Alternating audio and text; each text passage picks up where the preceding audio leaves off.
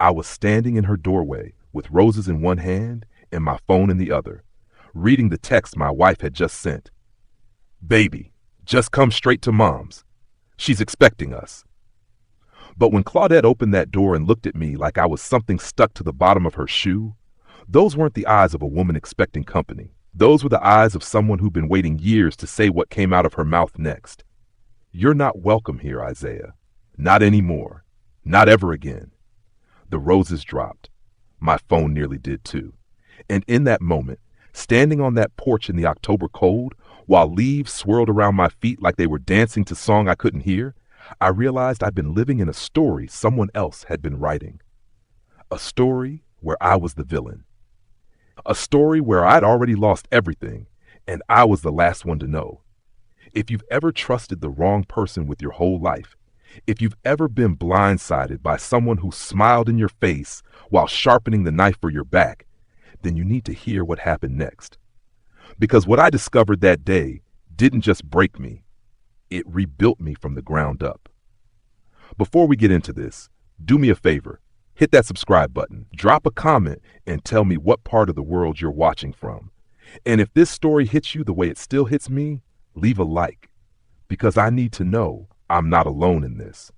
I need to know somebody out there understands what it feels like to wake up one day and realize your whole life was built on sand. My name is Isaiah Bennett. I'm 35 years old. And when all of this started, I was living in Stone Mountain, Georgia, in a 3-bedroom house I'd worked myself half to death to afford, with a wife I would have died for, and a mother-in-law I thought loved me like her own son. I thought wrong. Let me take you back to where it all began, not to that doorway, not to the moment everything fell apart, but to 6 years earlier, when I was 29 years old, wearing a rented tuxedo that was too tight in the shoulders, and watching the most beautiful woman I'd ever seen walk down an aisle toward me. Simone Davis was her name then. She was 26, with brown eyes that looked gold when the sun hit them right, and a laugh that sounded like music from a song you'd forgotten you loved. We'd met at a Juneteenth cookout in Piedmont Park 2 years before, and I knew within 5 minutes of talking to her that I was looking at my future. She taught 2nd grade at an elementary school in Decatur. She volunteered at her church every Sunday. She cried during commercials with dogs in them. She was perfect. And standing there in Greater Faith Baptist Church, watching her walk toward me in that white dress while her daddy held her arm and tried not to cry, I felt like the luckiest man breathing. My boys were standing next to me as groomsmen. My mama was in the front row dabbing her eyes with tissue. My little sister was holding the rings and grinning so hard I thought her face might split. Everything was right.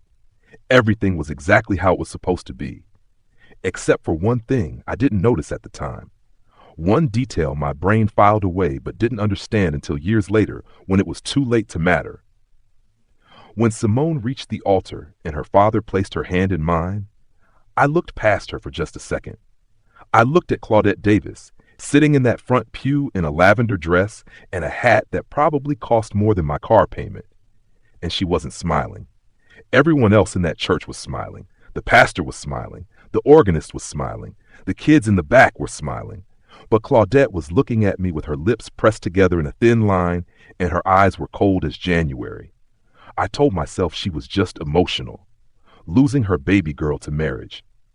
You know how mothers get. So I smiled at her anyway, trying to bridge whatever gap I thought existed, trying to show her I was going to take care of her daughter, that I was worthy, that I was enough. She looked away from me like I'd insulted her and turned her attention back to Simone. I remember feeling something twist in my stomach, just for a second, a warning bell I didn't have the sense to listen to. The wedding was beautiful. The reception was held at this banquet hall in Brookhaven, and we danced until our feet hurt. Simone's best friend, Kendra, had organized everything down to the napkins, and my boy Rashad kept sneaking me shots of Hennessy between the toasts. My cousin Devon got so drunk he tried to battle the DJ and lost. My mama danced with every man over 60 in that room. Simone's father gave a speech that made everyone cry, talking about how he'd prayed for a man like me to come into his daughter's life, a man with character and strength and faith in God. I believed him. I believed every word. But Claudette didn't give a speech. When they called for the mother of the bride toast, she stood up, raised her glass, said to Simone and her future, and sat back down. Not to the happy couple, not to Isaiah and Simone, just to Simone and her future. Like I wasn't even part of the equation. Like I was temporary. Like I was something that would eventually be erased from the picture entirely. Simone noticed. I saw her face flicker with something, disappointment maybe, but she squeezed my hand under the table and whispered, "She's just tired, baby. Don't worry about it." So I didn't. I should have, but I didn't. We moved into our house 3 months after the wedding. It was a modest place, nothing fancy, but it had a yard and 3 bedrooms and enough space for the family we were planning to build. I was working as a supervisor at a logistics company in Marietta, pulling 50-hour weeks to make sure we could afford the mortgage. Simone kept teaching, and on weekends we'd paint rooms and pick out furniture and talk about baby names we both knew we weren't ready for yet. Those first 2 years were good, better than good. We had date nights every Thursday. We took a trip to Savannah for our first anniversary. We hosted Thanksgiving at our place and burned the turkey, but laughed about it anyway. But Claudette was always there, in the background, in the corners of our life. She'd call Simone every single morning at 7:30, right when we were trying to get ready for work.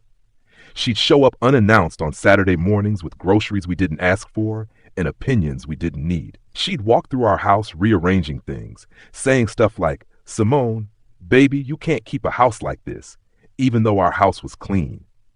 She'd look at me like I was invisible, answering Simone's questions but never mine, addressing her daughter but acting like I wasn't sitting right there on my own couch in my own house that I was paying for. I tried to be patient. I tried to be respectful. This was Simone's mother. This was the woman who raised the woman I loved. So I bit my tongue when Claudette criticized the way I mowed the lawn. I stayed quiet when she told Simone I should be making more money by now. I smiled and nodded when she suggested Simone deserved better furniture, a better car, a better life than what I was providing. "She's just protective," Simone would say when I'd bring it up later, after Claudette left, and the house finally felt like ours again. "You know how black mothers are with their daughters. She just wants the best for me." "I want the best for you too," I'd say. "I'm working my tail off to give you the best." "I know, baby. I know you are." But there was always something in the way she said it. Something that made me wonder if she really believed it. Something that made me wonder if maybe, just maybe, Claudette's poison was already starting to work its way through my wife's veins, through our marriage, through everything we were trying to build. The first real crack came on a Tuesday night in April, 4 years into our marriage. I came home late from work around 9:30 because we'd had an inventory crisis that needed handling. I walked in exhausted, ready to collapse on the couch, maybe eat some leftovers if there were any. But when I opened the door, Simone was sitting at the kitchen table with her arms crossed, and her face was stone. "Where were you?" she asked. "Work," I said, dropping my keys on the counter. "I texted you. We had that whole shipment mess up I told you about this morning. You texted me at 7:15 saying you'd be home by 8. Yeah, but then it got worse. I couldn't just leave. I'm the supervisor, Simone. I had to. My mother called me today," she interrupted. And the way she said it, I knew whatever came next was going to hurt. "Okay?" She said she drove past your job at 8:30, said your car wasn't in the parking lot. My whole body went cold. "What? And were you really at work, Isaiah? Or were you somewhere else?" I stared at her, my wife, the woman I pledged my life to, and she was looking at me like I was a stranger, like I was a liar, like I was guilty of something I hadn't even done. "Are you serious right now?" I asked. "You think I'm cheating on you?" "I don't know what to think." My mother said, "Your mother is wrong. I was at work. My car was in the back lot because the front was full. You can call my manager. You can check the security cameras. You can do whatever you need to do, but don't sit here and accuse me of something based on what Claudette thinks she saw." Simone's face softened, but only a little. "She's just looking out for me. By making me look like a cheater? By putting thoughts in your head that shouldn't be there?" "Isaiah, don't." "Don't what? Don't defend myself?" Don't tell you the truth? We argued for another hour. It ended with me sleeping on the couch that night, angry and hurt and confused about how we'd gotten here. How my own wife could believe her mother's suspicions over my word. How 4 years of faithfulness could be erased by one lie told by a woman who'd never liked me in the first place. The next morning, Simone apologized. She said she'd overreacted, that she trusted me, that her mother had probably just been mistaken. I accepted the apology because I loved her and because I wanted to believe things would get better.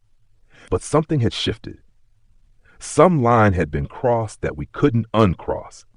And as I held my wife that morning, whispering that everything was going to be okay, I didn't know that Claudette was just getting started. I didn't know that Tuesday night was just the opening move in a game I didn't even know I was playing. A game where the rules were written in secret, where the referee was wearing the other team's jersey, and where I was always going to lose. Because the real truth that nobody told me until it was too late, was that Claudette Davis had decided the moment she met me that I wasn't good enough for her daughter, and she was willing to destroy me to prove it. The thing about slow poison is you don't taste it right away. You don't feel it burning through your system until you're already sick. And by then, you've swallowed so much of it that throwing up won't save you. That's what living with Claudette's influence was like. A slow, steady poisoning of everything good in my life. After that Tuesday night fight, I tried harder. I know that sounds backward, right? I was the one being accused of something I didn't do, but somehow I ended up being the one trying to prove myself. I started coming home earlier, even when work needed me. I started texting Simone every hour just to show her where I was. I started parking in the front lot at my job, even though it meant getting to work 15 minutes earlier just to get a spot, because I didn't want Claudette driving by and starting another war. I was bending myself into shapes I didn't recognize. But I told myself it was temporary. I told myself once Claudette saw how dedicated I was, how much I loved her daughter, she'd eventually come around. She'd eventually see me as family instead of as the enemy. I was wrong about that too. Simone and I had been trying for a baby for about a year at that point. We weren't obsessive about it, but we both wanted kids, and we figured it would happen when it was supposed to happen. Then one Saturday morning in June, Simone took a test. I was in the kitchen making breakfast when I heard her scream from the bathroom. Not a scared scream, a happy one. The kind of scream that makes your heart jump because you know something good just happened. I ran down the hallway so fast, I nearly slipped on the hardwood. Simone was standing there in her pajamas, holding that little plastic stick with tears running down her face, and she didn't even have to say it. I knew. We were going to be parents. I picked her up and spun her around right there in that tiny bathroom, both of us laughing and crying at the same time. We called my mama first, and she screamed so loud I had to pull the phone away from my ear. We called my sister, and she immediately started planning a baby shower. We called my boy Rashad, and he started talking about teaching our kid how to play basketball before they could even walk. Everyone we loved was celebrating with us. Everyone was happy. Except when we called Claudette, there was a pause. Just a second of silence on the other end of the line that felt like an hour.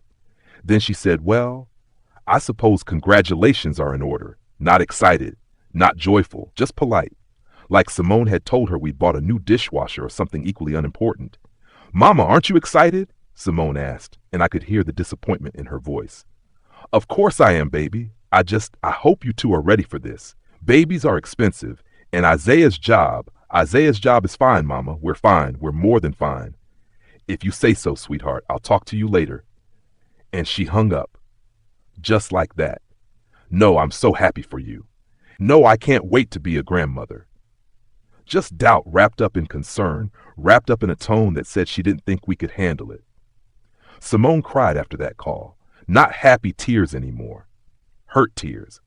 And I held her and told her that her mother was probably just in shock, that she'd come around, that everything was going to be okay. But I was starting to realize that nothing about Claudette was ever going to be okay. Nothing about her was ever going to change. The pregnancy was hard on Simone. Morning sickness that lasted all day. Fatigue so deep she'd fall asleep sitting up. And Claudette showed up more than ever, acting like she was helping, but really just criticizing everything I did. I'd make Simone soup, and Claudette would say, "That's not how you make soup for a pregnant woman, Isaiah." I'd rub Simone's feet, and Claudette would say, "You're doing it wrong. Here, baby, let me." I'd suggest we go for a walk because the doctor said light exercise was good, and Claudette would say, "He's trying to tire you out, Simone. You need to rest." Every single thing I did was wrong. And slowly, painfully, I started to see Simone pulling away from me. Not physically. We still slept in the same bed. We still said "I love you" every day. But there was a distance growing between us that I couldn't cross, no matter how hard I tried. She started going to her mother's house more often. She started calling Claudette for advice instead of talking to me. She started making decisions about the baby, about our life, without even asking my opinion. When we found out we were having a girl, I suggested naming her after my grandmother, Ruth. Simone said no, she wanted to name her after Claudette. We compromised on a different name entirely, Aria, but the fact that she'd wanted to name our daughter after the woman who hated me told me everything I needed to know about where her loyalty was starting to land. I tried to talk to Simone about it one night when we were lying in bed. She was 5 months pregnant by then, and I could feel our daughter moving under my hand when I touched Simone's stomach. It should have been a perfect moment, but I was scared. I was losing my wife, and I didn't know how to stop it. "Baby," I said softly, "do you ever feel like your mother doesn't like me?" Simone stiffened. "Why would you say that?" "Because it's true. She treats me like I'm nobody, like I'm not your husband, like I'm not the father of your child. She's just protective, Isaiah. I told you that. It's more than that. She undermines me. She makes you doubt me. She's trying to come between us." "That's not fair," Simone said, pulling away from me. "She's my mother. She loves me. She wants what's best for me." "And you don't think I want what's best for you?" "I didn't say that. But you're thinking it. I can tell. Every time your mother says something about me not being good enough or not making enough money or not doing enough, you believe her a little more. And I'm over here working myself to death trying to prove that I'm enough, and it's never going to matter because she's already decided I'm not." Simone turned away from me, facing the wall. "I'm tired, Isaiah. Can we not do this tonight? We never do this. You never want to talk about it. Because there's nothing to talk about. You're being paranoid." "I'm not paranoid. I'm paying attention." But she didn't respond. She just closed her eyes and pretended to sleep, and I lay there in the dark next to my pregnant wife, feeling more alone than I'd ever felt in my life. 2 weeks later, something happened that should have been a warning. A bright red flag waving so hard it could have caused a hurricane. But I was so deep in denial, so desperate to believe that things were going to work out, that I explained it away like it was nothing. I came home from work one afternoon to find Claudette sitting on my couch, going through papers on my coffee table. Financial papers, bills, bank statements. Things that were none of her business. "What are you doing?" I asked, trying to keep my voice calm even though I wanted to yell. "Simone asked me to help her organize your bills," Claudette said without looking up. She said, "You've been falling behind." "We're not falling behind. We're fine. This mortgage payment says otherwise," she said, holding up a statement with late fees highlighted in red. I felt my face get hot. We'd been late on one payment because I'd had to pay for Simone's medical bills when her insurance didn't cover everything. One payment, and somehow Claudette had found out about it and was using it as ammunition. "That's none of your concern," I said, walking over and taking the papers out of her hand. "These are private, between me and my wife." "Nothing about my daughter's life is private from me," Claudette said, standing up. She was shorter than me, but somehow she made me feel small. "And if you can't provide for her properly, if you can't keep a roof over her head and my grandbaby's head, then maybe you need to." "Need to what?" I interrupted. "Need to what, Claudette? Say it." She smiled, not a friendly smile, a knowing smile, a smile that said she was holding cards I couldn't see. "Need to step aside and let someone more people take care of them." My heart stopped. "Are you saying what I think you're saying?" "I'm saying that Simone has options. She always has options. And you do well to remember that. Before I could respond, Simone walked in from the bedroom. She'd been napping. She looked between us, sensing the tension, and asked what was going on. Nothing, baby, Claudette said sweetly. Isaiah and I were just talking about the bills. I was trying to help. I don't need her help, I said, my voice harder than I meant it to be. I need her to stop going through our personal business. Simone frowned. Isaiah, she's just trying to. I know what she's trying to do. And that's when I saw it again, that look on Simone's face. That look that said maybe her mother was right. Maybe I was overreacting. Maybe I was the problem. Claudette left a few minutes later, but not before kissing Simone's forehead and saying, "Call me if you need anything, baby. Anything at all." And the way she said it, looking at me while she said it, made it clear that the anything she was offering included a way out. A way for Simone to leave me. I didn't sleep that night. I just kept thinking about what Claudette had said. About options. About stepping aside. About someone more capable. And I wondered if she was trying to set Simone up with someone else. If she already had someone in mind. If this whole time she'd been working on a plan to get me out of the picture so she could replace me with someone she deemed worthy. It sounds crazy, I know. It sounds paranoid. But when you're living in a situation where someone is actively working against you, when you can feel the walls closing in, but everyone keeps telling you you're imagining it, you start to question everything. You start to see threats everywhere because some of them are real. And you just don't know which ones yet. What I didn't know then, what I couldn't have known, was that Claudette wasn't just trying to replace me. She was trying to erase me. Aria was born on a Tuesday in November, right when the leaves were turning colors that looked like fire. 7 pounds, 3 ounces, 20 inches long, 10 fingers, 10 toes, and lungs that could scream loud enough to wake up the whole hospital floor. She was perfect. Absolutely perfect. And when they put her in my arms for the first time, still covered in all the mess that comes with being brand new to the world, I cried so hard I thought I might never stop. This was my daughter, my blood, my legacy, the best thing I would ever do with my life. And in that moment, holding her against my chest while she made little squeaking sounds and tried to figure out how to use her eyes, I made her a promise. I promised her I would always protect her. I would always provide for her. I would always be there, no matter what. I meant it with everything in me. But looking back now, I wonder if promises mean anything when the universe has already decided to test you in ways you never saw coming. Those first few weeks with Aria were beautiful and brutal all at once. Beautiful because I got to watch this tiny human discover the world. Brutal because nobody tells you how hard it is to function on 2 hours of sleep. Simone was exhausted from the delivery and from trying to breastfeed, and I was exhausted from work and from trying to take care of both of them. We were stumbling through parenthood like two blind people in a dark room, reaching for each other, but not always connecting. And Claudette was there, every single day. She'd show up at 8 in the morning with food and advice and criticism wrapped up in a smile. She'd take Aria out of my arms saying, "You're holding her wrong, Isaiah." She'd reorganize the nursery saying, "This isn't safe for a baby." She'd watch me change a diaper and sigh like I was committing some kind of crime against nature. And when Simone was too tired to notice, Claudette would whisper things to Aria. Little comments I wasn't supposed to hear, but did anyway. "Your daddy doesn't know what he's doing, sweet girl. But don't you worry, Grandma's here." "You're so beautiful, Aria. You got all that from your mama's side."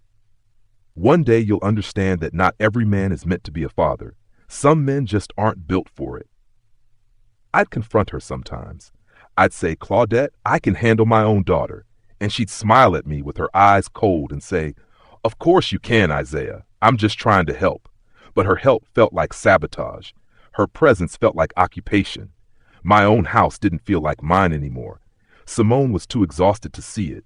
Or maybe she saw it and didn't care. I couldn't tell anymore. We barely talked except about Aria.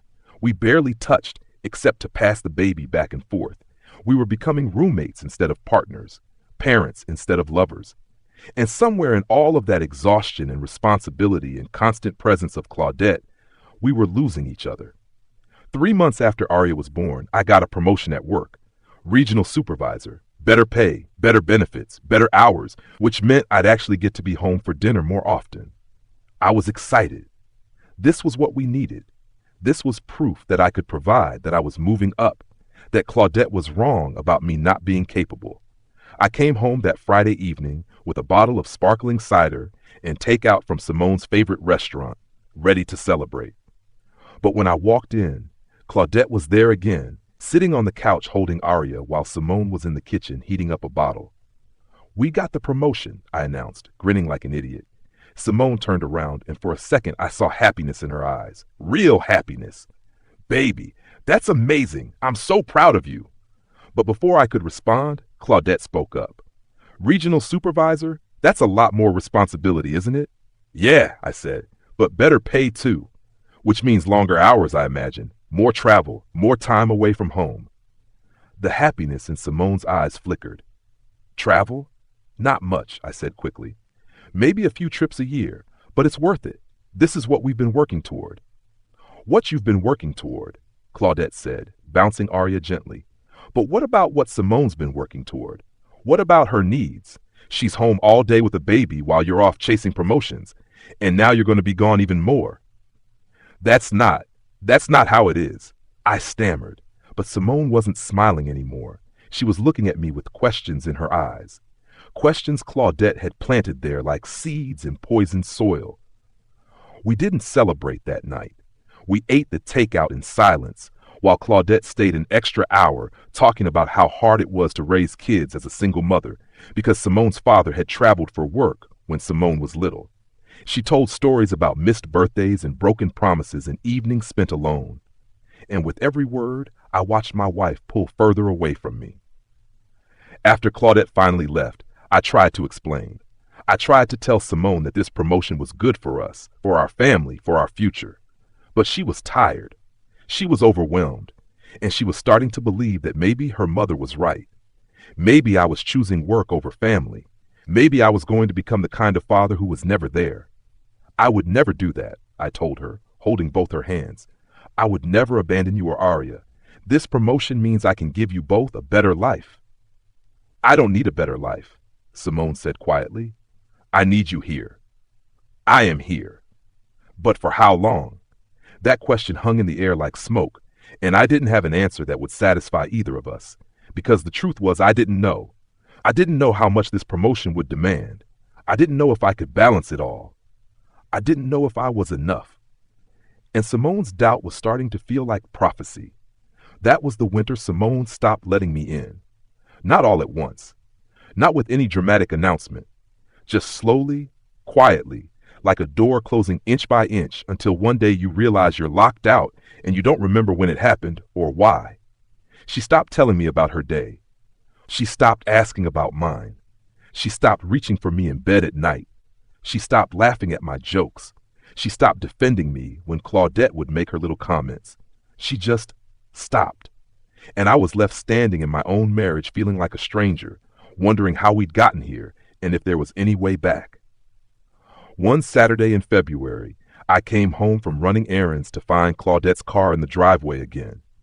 I almost kept driving, almost went to Rashad's house or my mama's house or anywhere else where I could exist without feeling like an intruder in my own life. But this was my home, my family. So I parked and went inside. They were in the nursery, Claudette and Simone, standing over Aria's crib while she napped, talking in low voices. I stood in the doorway, about to announce myself, when I heard Claudette say something that made my blood run cold. "You know you and Aria could always come stay with me for a while, just until you figure things out." "Mama, I'm not leaving Isaiah. I'm not saying permanently, baby. I'm just saying you have options. If things get too hard, if he's not providing what you need, you don't have to struggle. We're not struggling, aren't you? Look at this house. Look at how tired you are. You deserve better than this, Simone. You always have." I stepped into the room then, and they both turned to look at me. Claudette didn't look guilty. She looked defiant, like she wanted me to hear what she'd said, like she was throwing down a gauntlet and daring me to pick it up. "Can I talk to my wife alone?" I asked, my voice shaking. "Of course," Claudette said. She kissed Simone's cheek, whispered something I couldn't hear, and walked past me without a glance. I listened to her heels click down the hallway, listened to the front door open and close, listened to her car start and pull away, and then I turned to Simone. She's trying to break us up. Simone sighed. Isaiah, please, not this again. You heard what she said. She wants you to leave me. She said I have options. That's not the same thing. Yes, it is. She's been doing this since the day we got married. She doesn't think I'm good enough for you, and she's trying to convince you that she's right. And I think it's working. Simone crossed her arms. Why does everything have to be about you and my mother? Why can't you just what? Just let her destroy our marriage. Just let her poison you against me. She's not poisoning me against you. Then why don't you defend me anymore? Why don't you stand up for us? Why does she have more influence in this house than I do? Because she's here, Simone shouted, and Aria startled awake and started crying. Simone picked her up, bouncing her gently, and when she spoke again, her voice was quieter but sharper. She's here, Isaiah, every day, helping me, supporting me, being present, while you're at work chasing promotions and making promises about a future that doesn't include the present I'm living in. Her words hit me like bullets, each one finding a place to lodge and bleed. That's not fair, I whispered. Maybe not, but it's how I feel. And that was it. That was the moment I realized I was losing, not because I wasn't trying, not because I wasn't fighting, but because Claudette had already rewritten the rules of the game.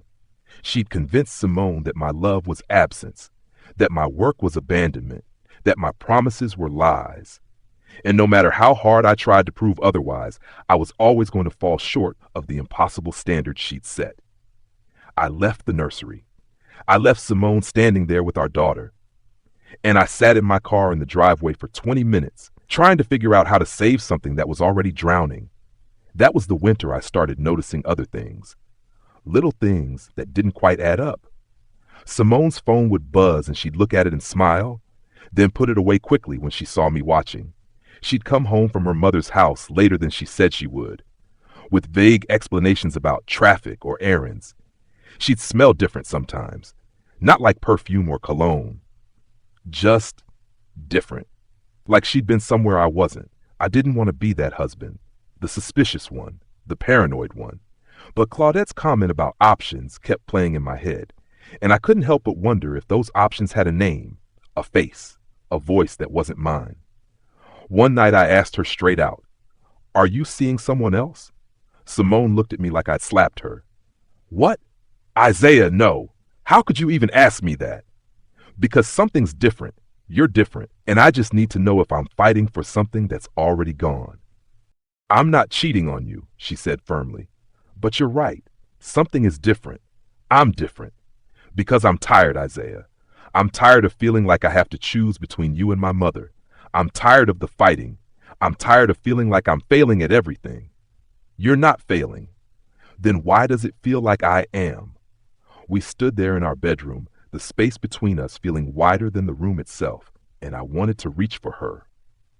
I wanted to pull her close and promise that everything would be okay. But I didn't know if that was true anymore. I didn't know if anything I said would matter. So I just nodded and said, "I'm sorry you feel that way." It was the wrong thing to say. I knew it the second the words left my mouth, but it was too late to take them back. Simone turned away from me and climbed into bed, and I stood there feeling like I'd just lost something irreplaceable, but I didn't know exactly what. What I didn't know, what I couldn't have known, was that Claudette had already set the final pieces of her plan in motion. She'd already told Simone things about me that weren't true. She'd already planted doubts so deep they'd become roots.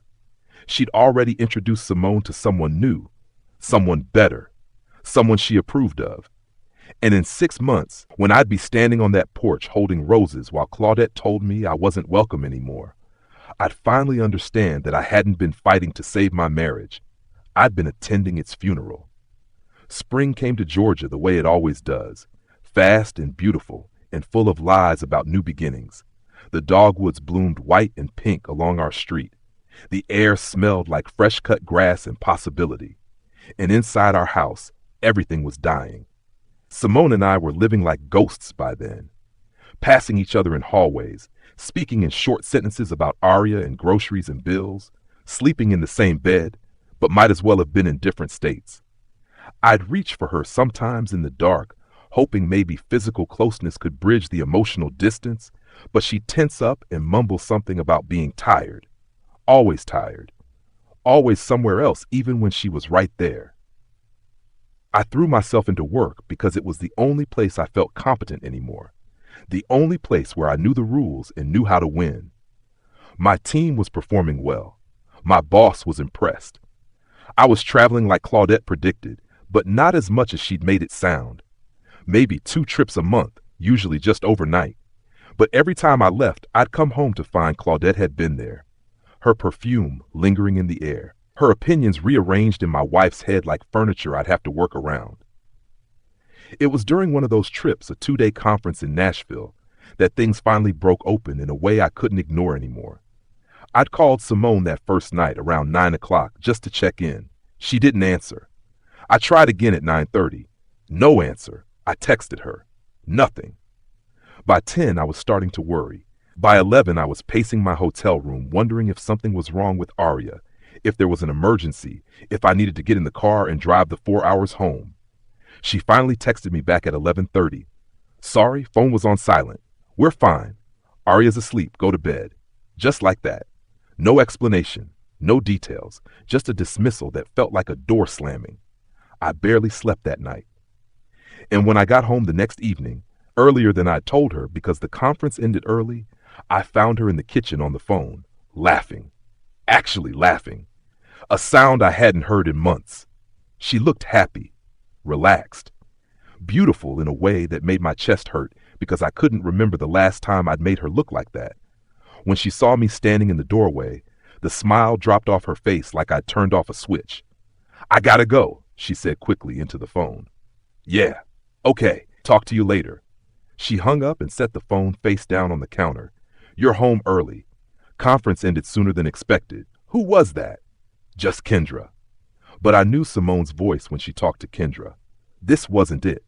This was different, lighter, more intimate. You sure? Why wouldn't I be sure who I was talking to? I don't know, Simone. Why wouldn't you answer your phone last night? I told you it was on silent. For 3 hours? While you had our baby by yourself? My mother was here. Of course she was. Of course. Your mother was here overnight? She came by to help with Arya. Stayed late. What's the problem, Isaiah? The problem was everything. The problem was I was standing in my own house feeling like an outsider. The problem was my wife was lying to me about who she was talking to. The problem was Claudette had somehow become more present in my marriage than I was. But I couldn't say any of that without sounding crazy, so I just said nothing. I'm tired. I'm going to go take a shower. I walked past her toward the bedroom, and as I did, her phone buzzed on the counter. I glanced at it without meaning to, just a reflex, and saw a name flash across the screen. Darius. I stopped. Who's Darius? Simone grabbed her phone so fast she almost knocked over her coffee. A friend. What kind of friend? Does it matter? Yeah, Simone. It matters. You've been acting strange for months. You're on the phone laughing with someone who's not me. You've got texts from some dude named Darius. It matters. She looked at me for a long moment, and I saw something in her eyes I'd never seen before. Not anger, not guilt, something worse, pity. She felt sorry for me. Darius is someone my mother introduced me to. He's a friend. That's all. My heart dropped. Your mother introduced you to another man? He's a friend from church? He's been helping me with some financial planning stuff. We have a financial planner. We have a guy you found online who we meet with once a year. Darius actually knows what he's doing. And he makes you laugh. What?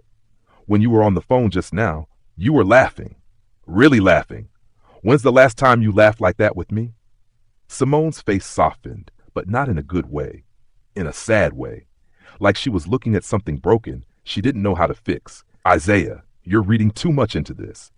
Am I? Or am I finally paying attention to something I should have seen a long time ago? We stared at each other across the kitchen, and in that silence I heard my marriage cracking like ice under weight. I wanted to fight. I wanted to yell. I wanted to demand she cut off contact with this Darius person and tell her mother to stay out of our lives. But I was so tired. So tired of fighting battles, I couldn't win against an enemy who smiled while stabbing me. I'm going to shower, I said again, and this time I didn't stop walking. I stood under the hot water for 40 minutes, trying to wash away the feeling that I was losing everything, trying to make sense of how we'd gotten here, trying to figure out what move to make next in a game where someone kept changing the rules when I wasn't looking. That night, I did something I'm not proud of. After Simone fell asleep, I took her phone into the bathroom and looked through her messages. I know it was wrong. I know it was a violation of trust. But at that point, I didn't feel like trust existed anymore. I felt like I was drowning and reaching for anything that might save me, even if it was just information. The texts with Darius went back 3 months. Most of them were innocent enough. Questions about investment accounts and retirement planning and budget strategies. But sprinkled throughout were messages that made my stomach turn. You deserve better than what you're settling for. I'm here whenever you need to talk, day or night. You're an amazing woman, Simone. Don't let anyone make you forget that. Your mother was right. You do light up a room. And from Simone, thank you for listening. I don't have anyone else I can really talk to. It's nice to feel appreciated for once. I'm glad you understand. You always understand. They weren't sexting. They weren't making plans to meet up in secret, but they were having an emotional affair. My wife was giving pieces of her heart to another man because I'd failed to hold on to them, or because Claudette had convinced her I didn't deserve them, or both. I put the phone back before I could see any more. I climbed into bed next to Simone, and I laid there in the dark listening to her breathe, wondering if she was dreaming about someone who wasn't me. The next few weeks were a special kind of torture. I knew things I couldn't unknow. I saw betrayal in moments that might have been innocent if I didn't have context. When Simone's phone would buzz, I'd feel my chest tighten. When she'd go to her mother's house, I'd wonder if Darius was there too. When she'd smile at something on her screen, I'd wonder if it was him making her happy, making her feel the things I used to make her feel. I tried to be better. I tried to be present.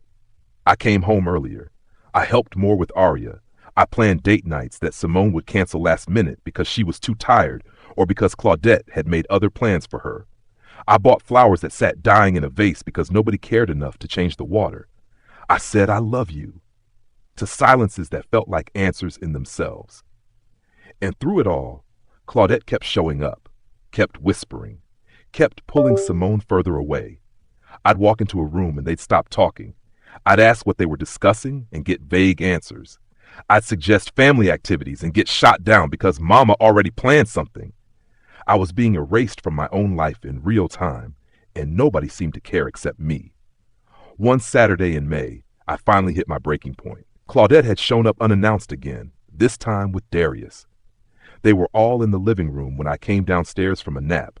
Claudette, Simone, and this man I'd never met sitting on my couch in my house like he belonged there. Isaiah, Claudette said sweetly, like we were friends. This is Darius Mitchell. Darius, this is Simone's husband, Isaiah. Darius stood up and extended his hand. He was tall, well-dressed, with the kind of smile that probably worked on everybody. Nice to finally meet you, man. I've heard a lot about you. I bet you have, I thought. I shook his hand, because what else was I supposed to do? Wish I could say the same. Darius was just giving us some advice about refinancing the mortgage, Simone said quickly. Mama thought we could save some money. That's something we should discuss together, I said, looking at Simone. As a couple, not with your mother and some guy I don't know. I'm just trying to help, Darius said, his hands up like he was innocent. Claudette mentioned you guys were looking for ways to reduce expenses. I don't remember looking for that, I said to Claudette. I don't remember asking for your help. Well, maybe if you paid more attention to your finances instead of your career, you'd know what kind of shape your family's in, Claudette shot back. And that was it. That was the moment something snapped in me. Get out. Everyone went quiet. What? Claudette asked. Get out of my house. You and your financial advisor, buddy. Get out now. Isaiah, Simone started, but I held up my hand. No. I'm done. I'm done with her showing up uninvited. I'm done with her making decisions about our life without consulting me. I'm done with her bringing random men into our home to discuss our private business. And I'm done pretending this is normal. So either she leaves right now, or I do. Claudette stood up slowly, her face calm but her eyes full of rage. You're going to regret this. I already regret plenty. Adding this to the list won't make much difference. She turned to Simone. Baby, you don't have to tolerate this kind of disrespect. You know where to find me when you're ready. Then she looked at Darius. Come on, sweetheart, let's go. Sweetheart. She called him sweetheart. They left and the house felt eerily quiet. Arya was napping upstairs. Simone was standing in the living room staring at me like she didn't recognize me. And I was shaking with adrenaline and rage and fear of what I'd just done. You had no right, Simone said quietly. I had every right. This is my house. This is our house, and that's my mother you just threw out. Your mother who's been trying to destroy our marriage since day one. Your mother who brought another man into our home. Your mother who treats me like garbage, and you let her. She's trying to help us. She's trying to replace me, I shouted. Can't you see that? She's been setting you up with Darius. She's been convincing you I'm not enough. While she's been planning your exit strategy and you're too blind to see it because she's your mother and you think she can't hurt you. But she is hurting you. She's hurting us. And if you can't see that, then we're already over. The words hung in the air like smoke from a fire that couldn't be put out. Simone's eyes filled with tears, but they weren't tears of understanding. They were tears of anger, of betrayal. She thought I was the one betraying her by attacking her mother. She thought I was the villain in this story. Maybe we are over, she whispered, and my heart shattered. You ever stand in the ruins of something you built with your own hands and wonder how it got destroyed so fast? That's where I was. That's where I stayed for days after that fight, walking through my life like a man at his own funeral, looking at everything I was about to lose.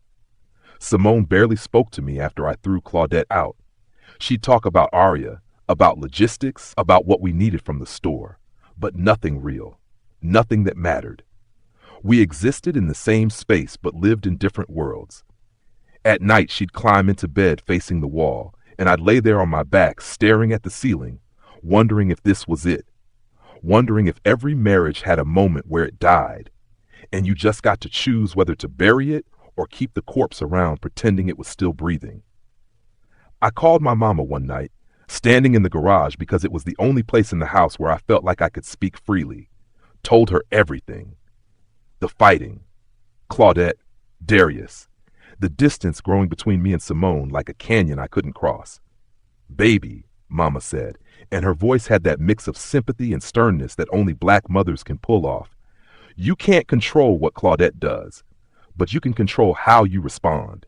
And throwing her out, even if she deserved it, that might have pushed Simone somewhere you can't reach her. She was already unreachable, Mama. She's been gone for months. I just finally said it out loud. So what you gonna do now? Give up? I don't know what else to do. I'm trying everything. Nothing works. You prayed about it? I hadn't. Not really. I'd been too angry to pray, too tired, too busy trying to fix things with my own hands to ask God for help. I will. You better.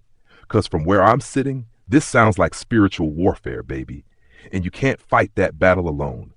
We talked for another 20 minutes, and by the time I hung up, I felt a little less alone, but no less lost.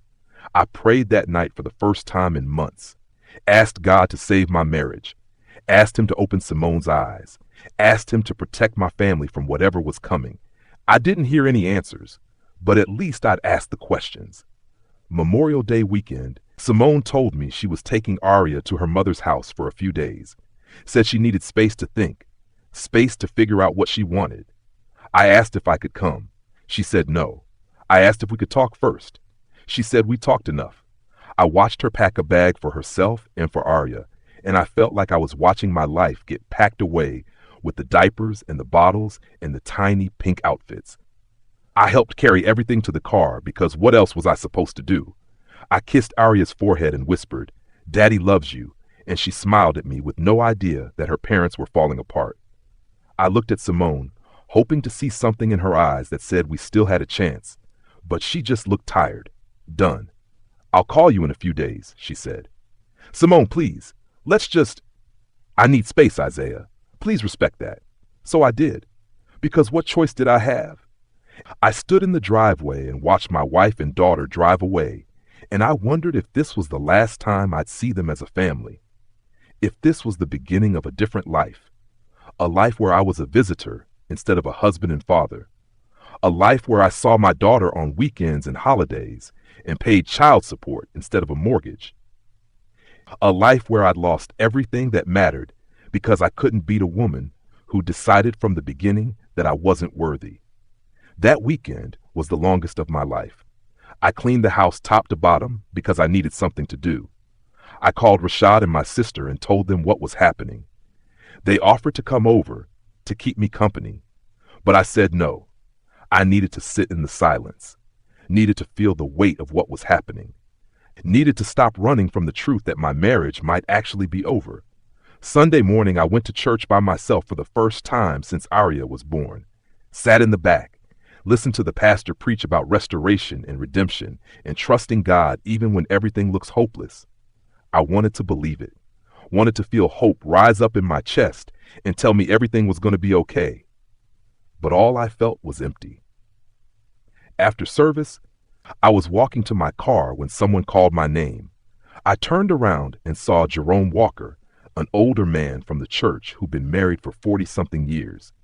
He and his wife were always smiling, always holding hands, always looking like they'd figured out the secret nobody else knew. Isaiah, he said, walking up to me.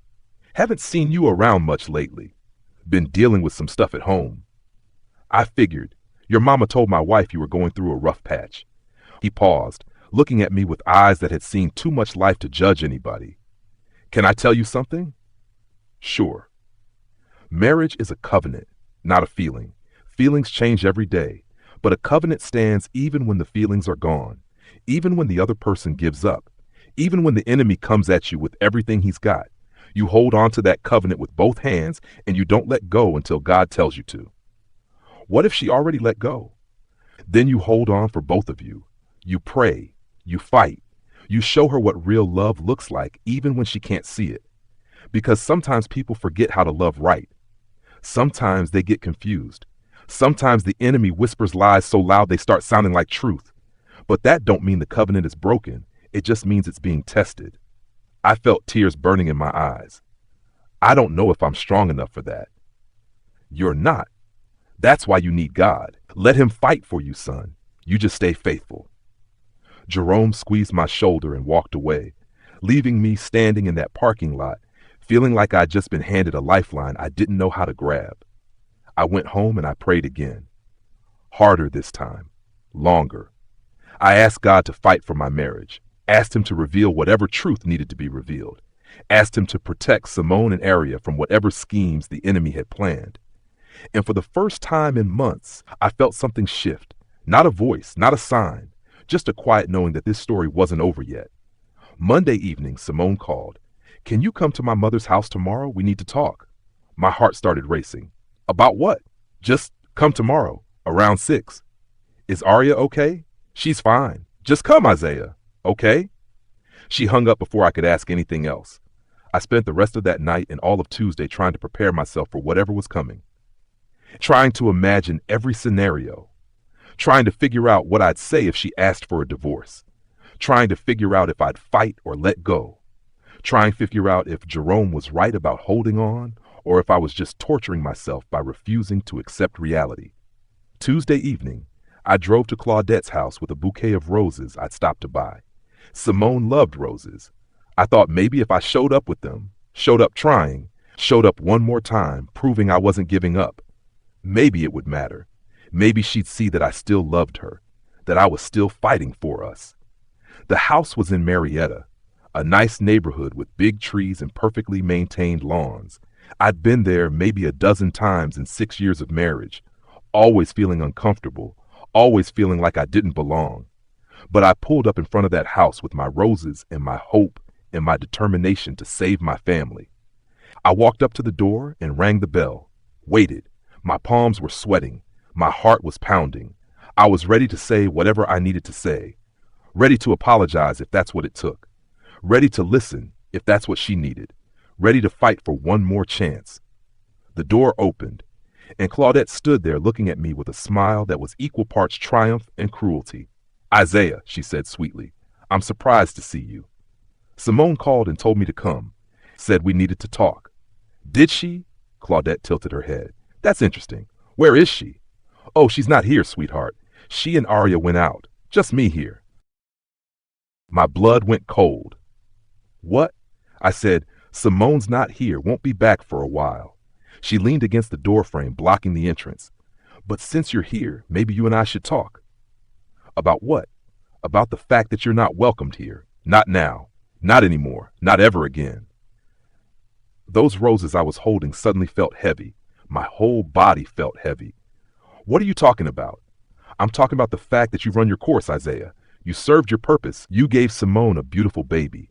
But now it's time for you to step aside and let someone more suitable take care of my daughter and my granddaughter. Someone like Darius." She smiled wider. "Darius is a good man, successful, stable, from a good family, everything you're not. I'm her husband. For now." She paused, letting that sink in. "Simone's been talking to a lawyer. She's going to file for divorce. And when she does, I'm going to make sure she gets full custody of Arya. I'm going to make sure you pay through the nose in child support. And I'm going to make sure everyone knows what kind of man you really are." "What kind of man is that?" "The kind who's abusive, controlling, dangerous. The kind who forced his wife to cut off contact with her family. The kind who made her life miserable. The kind who isn't fit to be a father." My vision blurred. "That's not true. None of that's true." "Doesn't matter what's true, baby. Only matters what people believe. And by the time I'm done, everyone's going to believe you're a monster." I stood there on that porch, the evening sun hitting my back, those roses wilting in my hand, and something inside me finally broke open. Not in sadness, in clarity. This wasn't about me not being good enough. This wasn't about me failing as a husband. This was about Claudette orchestrating my destruction from day one. This was about her deciding I wasn't worthy of her daughter and spending 6 years building a case against me. This was about her grooming Simone to leave me and replacing me with someone she'd handpicked. And Simone either didn't see it or didn't care. "Where is my wife?" I asked, my voice low. "I told you. She's not here." "You're lying. Her car's in the driveway." Claudette's smile faltered. Just for a second, but it was enough. I pushed past her into the house. "Simone!" I shouted. "Simone, where are you?" "Get out of my house!" Claudette yelled behind me. But I didn't care. I walked through that house, calling my wife's name, looking in every room, desperate and furious and broken. I found her in the back bedroom, sitting on the bed, holding Arya, looking at me with eyes that were red from crying, and sitting next to her with his hand on her shoulder was Darius. That's when I understood. That's when I realized what had been happening all along. That's when I discovered the most shocking secret ever. They'd been planning this together, all three of them, Claudette, Simone, and Darius. They'd been building a new family, a new life, and I was just the obstacle they needed to remove. The old furniture they needed to throw out to make room for the new, the mistake that needed to be corrected. And I'd walked right into it. I stood frozen in that doorway, staring at a scene that didn't make sense but explained everything all at once. My wife, my daughter, another man, all of them looking at me like I was the intruder. "Isaiah," Simone said, standing up quickly, "this isn't what you think." "Then what is it?" My voice came out strangled, because it looks like exactly what I think it is. Darius stood too, his hands up in that same innocent gesture. "Man, listen, I'm just here as a friend. Nothing inappropriate is happening." "Get away from my family." "Isaiah, calm down," Claudette said from behind me. "You're being irrational." I spun around to face her. "You set this up. You called me here knowing they'd be together. You wanted me to see this." Her smile was cold as winter. "I wanted you to understand reality." Arya started crying, sensing the tension in the room. Simone bounced her gently, her face twisted with anger and guilt and something else I couldn't read. "You need to leave," she said to me, in her mother's house, while another man stood next to her. "I'm not leaving without answers," I said. "How long has this been going on? How long have you been lying to me?" "I haven't been lying to you." "Then tell me the truth," I shouted, and Arya cried harder. I lowered my voice, trying to control the rage boiling in my chest. Tell me the truth, Simone. Are you sleeping with him? No. Isaiah, I would never. But you want to, I said, and I watched her face confirm what her mouth wouldn't. You want to. That's why he's here. That's why your mother brought him into our lives. She's been setting this up, and you've been letting her. You don't understand, Simone said, tears streaming down her face now. You don't understand what it's been like. Then help me understand. I've been begging you for months to talk to me, to let me in, to give me a chance. But you shut me out. You listened to her instead of me. You gave pieces of yourself to him instead of fighting for us. Darius stepped forward. Look, maybe I should go. Yeah, maybe you should have gone 6 months ago, I shot back. Maybe you should have stayed out of my marriage from the beginning. But you didn't, did you? Because Claudette promised you something. Promised you a ready-made family. Promised you my wife. That's not, Darius started, but Claudette cut him off. Enough, she said sharply. Isaiah, you need to leave my house right now, or I'm calling the police. Call them, I said. Call them and explain why another man is in a bedroom with my wife and child. Let's see how that looks. For the first time, I saw fear flicker in Claudette's eyes. Not because I was dangerous, but because I was finally fighting back in a way she hadn't anticipated. I wasn't backing down. I wasn't accepting their narrative. I was exposing it. Simone, I said, looking at my wife, if you want a divorce, if you want to end this marriage, then say it. Look me in the eye and say it. But don't let your mother say it for you. Don't let her decide your life. Make your own choice. Simone stood there holding Aria, tears falling onto our daughter's head, and I could see her struggling, see her caught between the mother who'd raised her and the husband she'd made vows to, between the safe path Claudette had paved and the uncertain one we'd been walking together. I don't know what I want, she finally whispered, and that hurt worse than anything else she could have said, because it meant I'd already lost. When your wife doesn't know if she wants you anymore, when she has to think about it, when she needs time to decide if you're worth fighting for, the answer is already no. I looked at Darius one more time, really looked at him, and I saw what Claudette saw. A man with a better job, a better smile, a better pedigree. A man who hadn't struggled. A man who fit the image of what success was supposed to look like. A man who would never challenge Claudette because she'd chosen him. You can have it, I said quietly. You can have all of it, but you're not getting my daughter. You hear me? You can take my wife, my house, my life, but Aria is mine, and I will burn everything down before I let you raise her. I turned and walked out of that room, walked past Claudette with her satisfied smirk, walked out of that house and into the evening air that felt too thin to breathe. I threw those roses in the bushes and got in my car, and I sat there shaking for 10 minutes before I could even start the engine. That's when my phone buzzed. A text from a number I didn't recognize. You deserve to know the truth. Meet me at Waffle House on Cobb Parkway, 9 p.m. Come alone. Kendra. Simone's best friend, the one who'd organized our wedding, the one who'd been around since the beginning. And suddenly I realized that maybe, just maybe, there was more to this story than I knew. I sat in that Waffle House booth at 8:45, drinking coffee that tasted like dirt and watching the door like my life depended on it. Maybe it did. The place smelled like grease and maple syrup, and the fluorescent lights were so bright they made my head hurt. Or maybe that was just everything else hurting and looking for a place to land. Kendra walked in at exactly 9 o'clock. She looked nervous, kept glancing over her shoulder like someone might be following her. She slid into the booth across from me and ordered coffee she didn't drink. Thank you for coming, she said. You said I deserved to know the truth, so tell me. She took a breath. Claudette's been planning this for over a year, maybe longer. Planning what exactly? Getting you out of Simone's life, replacing you with Darius. She handpicked him. She's known his family for years. She introduced him to Simone at church 7 months ago, told her he was a financial advisor who could help you guys. But it wasn't about money. It was about access. My hands were shaking. Is Simone sleeping with him? No, Kendra said firmly. I don't think so. But Claudette's been working on her, planting doubts, making you look bad, exaggerating every mistake you made.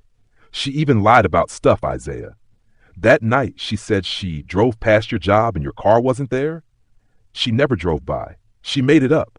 She's been making things up for months, trying to make Simone think you're unfaithful, irresponsible, dangerous even. Why? Why does she hate me so much? Because you're not who she wanted for Simone. You're working class. Your family doesn't have money or connections. You're not part of her social circle. And worst of all, you loved Simone for who she was, not for what Claudette wanted her to be. You gave Simone independence, and Claudette couldn't control that. I felt sick. Does Simone know? Does she know her mother's been lying? Kendra looked down at her coffee. That's complicated. How is it complicated? Because part of Simone knows, but she doesn't want to believe it. She doesn't want to accept that her mother would manipulate her like that. So she's choosing to believe the version of reality that's easier. The version where you're the problem and Darius is the solution. So I've already lost. Maybe, Kendra said. But there's something else you need to know. Something that might change everything. She pulled out her phone and showed me a screenshot of text messages. Messages between Claudette and Darius. Messages that made my blood turn to ice. Once the divorce is final, we'll need to move quickly. I've already spoken to my lawyer about grandparents' rights. You really think Isaiah will just give up custody? He won't have a choice. I've been documenting everything, his temper, his neglect, the way he prioritizes work over family. By the time I'm done, no judge will give him more than supervised visitation. And Simone's okay with this. Simone will do what's best for Arya, and I'll make sure she understands what that is. I looked up at Kendra. She's not just trying to break up my marriage. She's trying to take my daughter. Yes.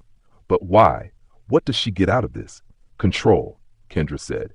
Complete control over Simone's life again. With Darius in the picture instead of you, she gets a son-in-law who will do what she says. She gets to raise Arya the way she wants. She gets her daughter back under her thumb, with a man she chose, living a life she designed. I sat there trying to process what I was hearing. This wasn't just about me not being good enough.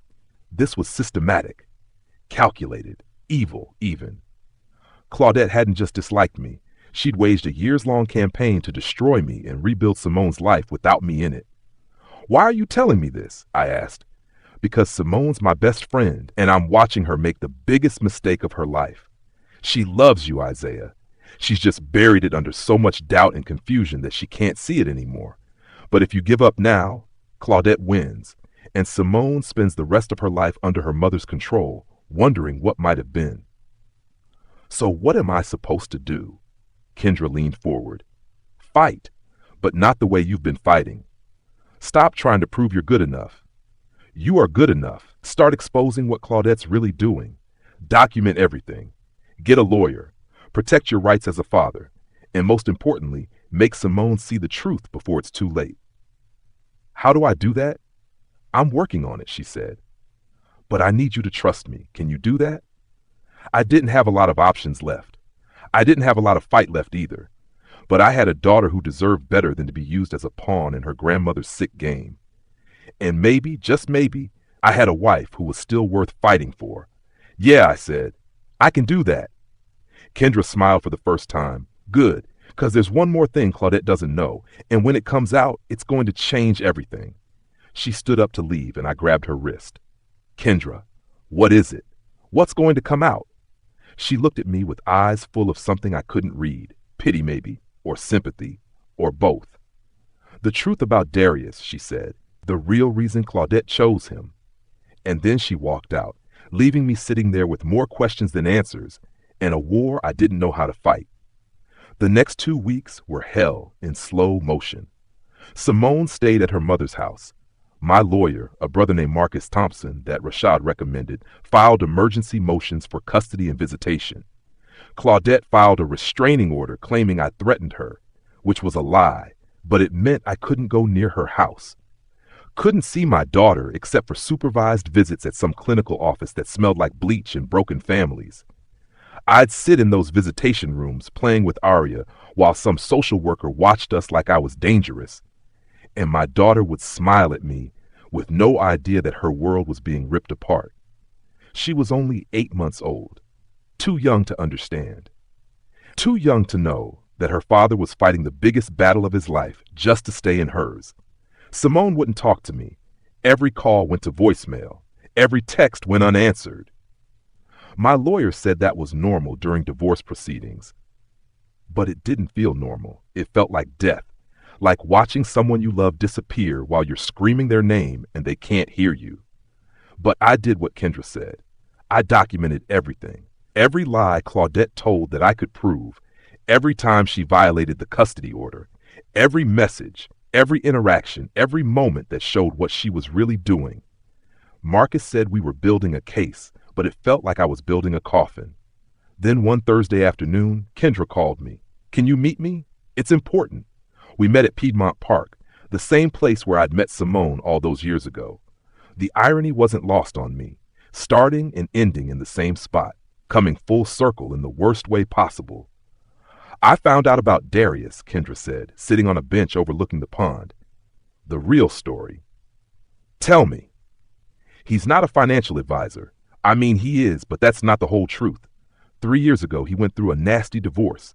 His wife left him and took their 2 kids, filed a protective order claiming he was emotionally abusive and controlling. It was a whole thing. His church had to get involved. My stomach dropped. And Claudette knows this? She knows. In fact, that's why she chose him. Because he's damaged. Because he's desperate for a second chance at a family. Because he'll do whatever it takes to keep Simone, which means doing whatever Claudette tells him to do.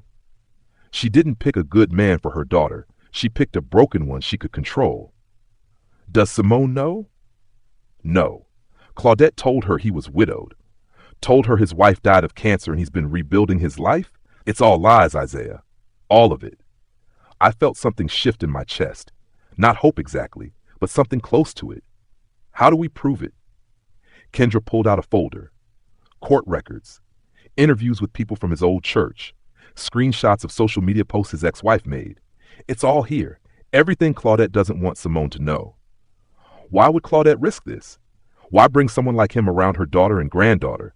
Because she thinks she can control the narrative. She thinks Simone will believe her over anyone else. And so far she's been right. Kendra handed me the folder. But maybe this changes things. What do you want me to do with this? Give it to your lawyer. Let him present it in court. But also, she paused, maybe there's a way to get it to Simone directly. Show her who her mother really is, who Darius really is. Give her a chance to make a real choice instead of one based on lies. I held that folder like it was made of gold.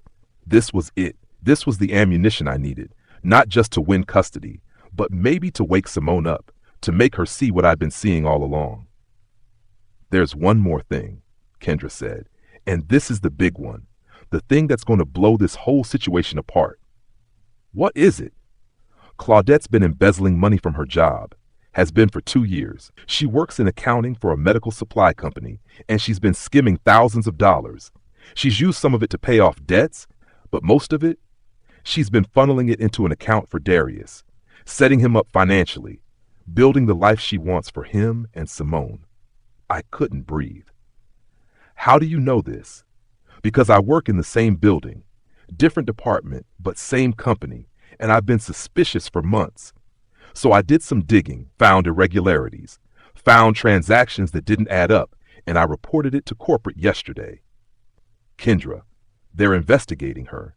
They're going to find everything, and when they do, Claudette's going to jail. All her power, all her control, all her plans, they're about to come crashing down, and when they do, Simone's going to have to see the truth. She won't have a choice. I sat there trying to process what this meant. Everything I'd been fighting against, everything that had felt impossible to defeat, was about to collapse under the weight of its own corruption. Claudette had been so focused on destroying me that she destroyed herself. How long? I asked.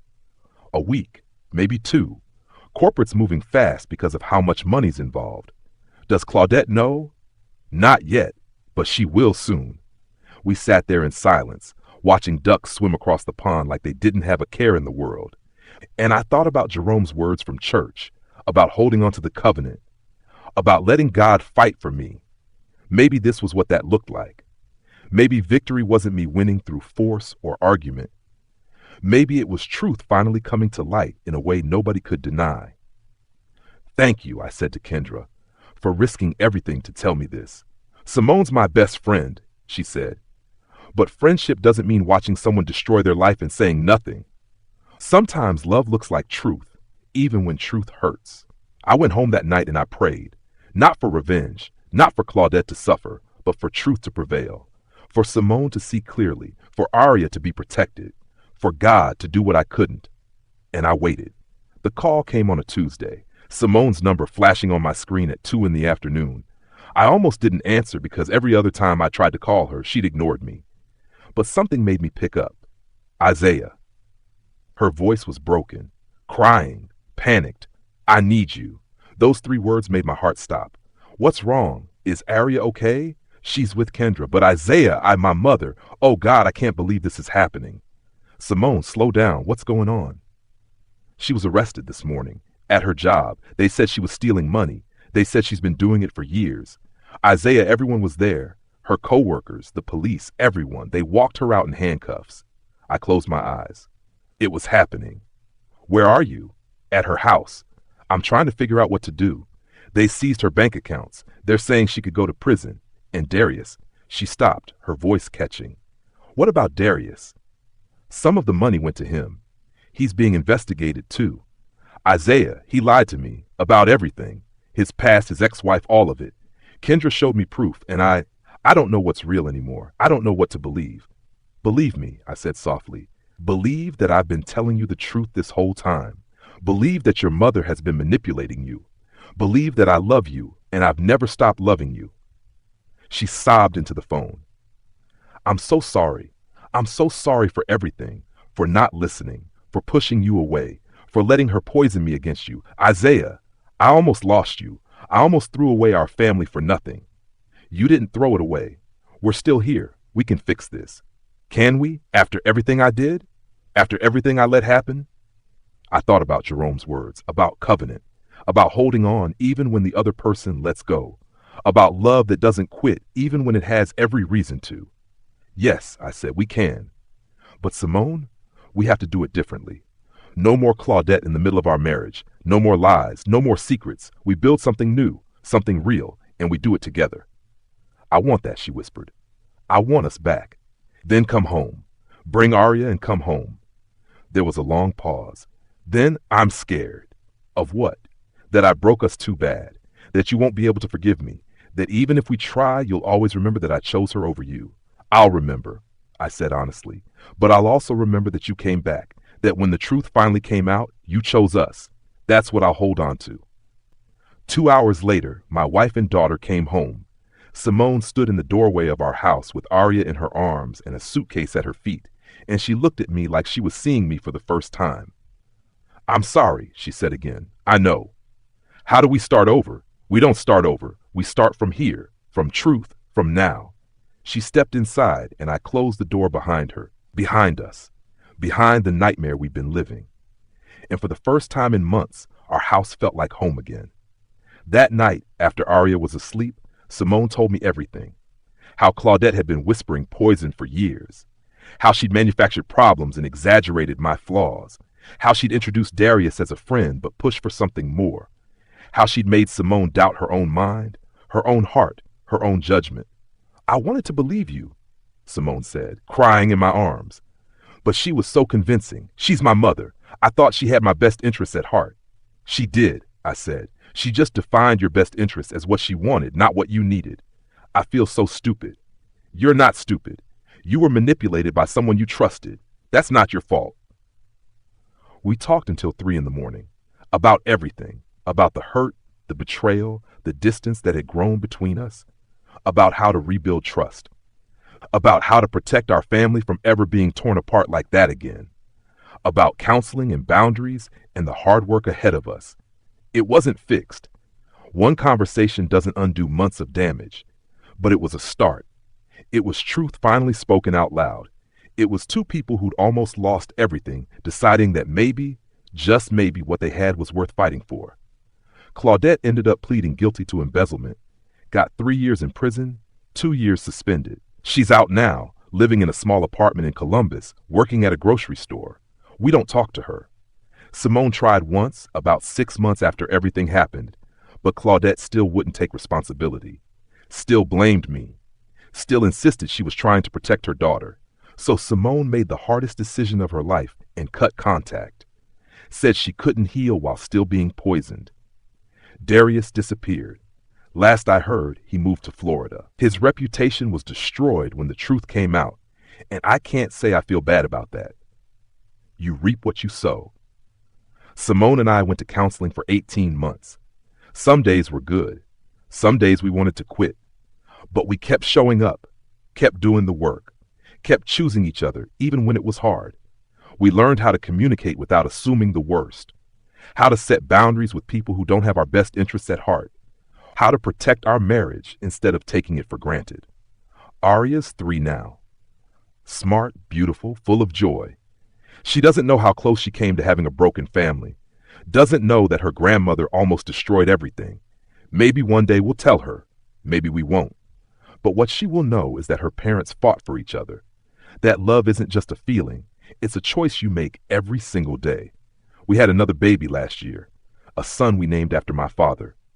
Jerome held him at the hospital and prayed over him, thanking God for restoration. My mama cried happy tears. Rashad brought enough balloons to float the whole hospital, and Simone looked at me with eyes full of gratitude and said, "We made it." Yeah, we did. I look back sometimes at that day on Claudette's porch, standing there with roses that would never be received and a future that looked like wreckage. And I'm for the pain, not for the betrayal, but for what it taught me. That marriage is warfare sometimes. That the enemy doesn't always come with horns and a pitchfork. Sometimes he comes dressed as family, speaking words that sound like concern but taste like poison.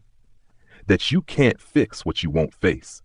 If you've been lied to by someone you loved, if you've watched your life fall apart while everyone told you it was your fault, if you've stood in ruins wondering if you could ever rebuild, I'm here to tell you something.